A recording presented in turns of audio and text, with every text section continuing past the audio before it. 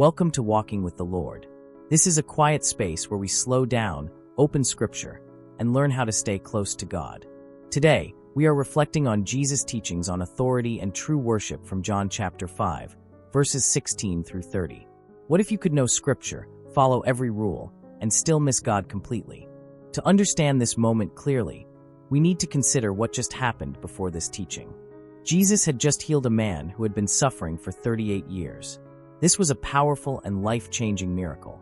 A man who had been stuck for decades was now walking freely. Naturally, we would expect people to respond with amazement and gratitude. However, instead of celebrating the miracle, the religious leaders responded with criticism. Their concern was not the healing itself, but the fact that it took place on the Sabbath. This reaction reveals something important. Their focus was not on what God had done, but on whether the situation fit within their rules. Jesus did not respond by backing down or trying to justify himself in a way that would satisfy them. Instead, he made a powerful statement. He said that his Father is always working, and therefore, he is working as well. Through this statement, Jesus revealed something deeper about his identity. He made it clear that his actions were not separate from God. Everything he did was in alignment with the Father. This was not simply about defending his actions. It was a declaration of authority. The religious leaders understood what he was saying. They recognized that Jesus was not only performing miracles, but also making himself equal with God. Because of this, their opposition grew stronger. At this point, the situation was no longer just about the Sabbath. It became about authority, identity, and recognition. This moment shows us a deeper issue that can still affect us today. The religious leaders were so focused on protecting their system that they missed the presence of God right in front of them. They were committed to their traditions, but disconnected from the truth those traditions were meant to point to. This reminds us that it is possible to be familiar with God and still not truly know him. It is possible to follow routines and still miss his voice. It is even possible to appear devoted outwardly while lacking a real relationship with him inwardly. The Sabbath itself was originally created as a gift. It was meant to be a time of rest, renewal, and reconnection with God. However, over time, it became a system filled with rules and restrictions. When Jesus healed on the Sabbath, he was not violating God's intention. Instead, he was restoring it. He was demonstrating that God's heart has always been focused on healing, restoration, and life. God's work is not limited by human expectations or traditions. This is something we must be careful to remember. When we become too focused on doing things a certain way, we can begin to miss what God is doing in the moment. Jesus then continues by explaining his authority more clearly. He says that he does nothing on his own, but only what he sees the Father doing. This shows complete unity between Jesus and God. Everything Jesus does reflects the heart and will of the Father.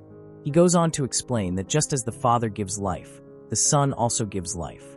He also says that all judgment has been entrusted to the Son. This reveals that Jesus is not just a teacher or a messenger. He carries divine authority. He has the power to give life, and he has the authority to judge. Because of this, Jesus makes it clear that honoring him is essential. To honor the Son is to honor the Father. This means that we cannot separate God from Jesus. If we desire to know God fully, we must know Jesus.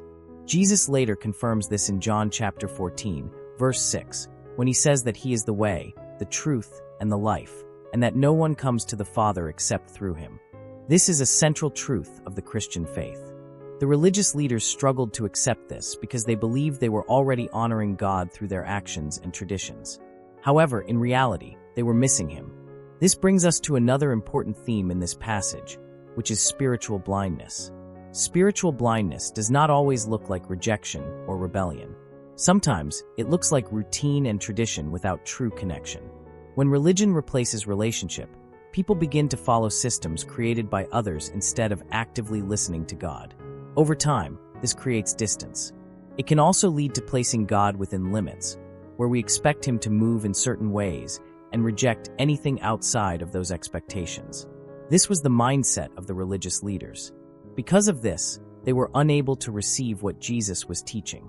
Their hearts were closed, not because God was silent, but because they were no longer truly listening. This invites us to reflect on our own lives. Are there areas where we have become more focused on routine than on relationship? Are we open to what God is doing, even when it does not fit our expectations? Jesus then shifts the focus to life and judgment. He explains that a time is coming when those who hear his voice will live. This refers both to the present and to the future. In the present, those who believe in Jesus receive new life. They experience transformation, renewal, and a restored relationship with God. In the future, there will be a time of judgment where all will stand before him. This reminder is not meant to create fear, but to bring awareness. Our lives have purpose and significance. The choices we make and the way we live matter, not only for today, but for eternity. At the same time, this is also an invitation. It is an invitation to move beyond routine and into relationship. It is an invitation to seek God sincerely, to listen for his voice, and to follow him with intention. So today, take a moment to reflect. Are you following God, or are you simply following a system?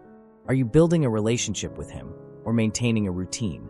Is Jesus truly at the center of your life? Because in the end, true worship is not about rules. It is about relationship. If this message spoke to you, take a moment to like this video and subscribe to Walking with the Lord for more scripture-based reflections that help you grow deeper in your faith. Share this with someone who may need this reminder today.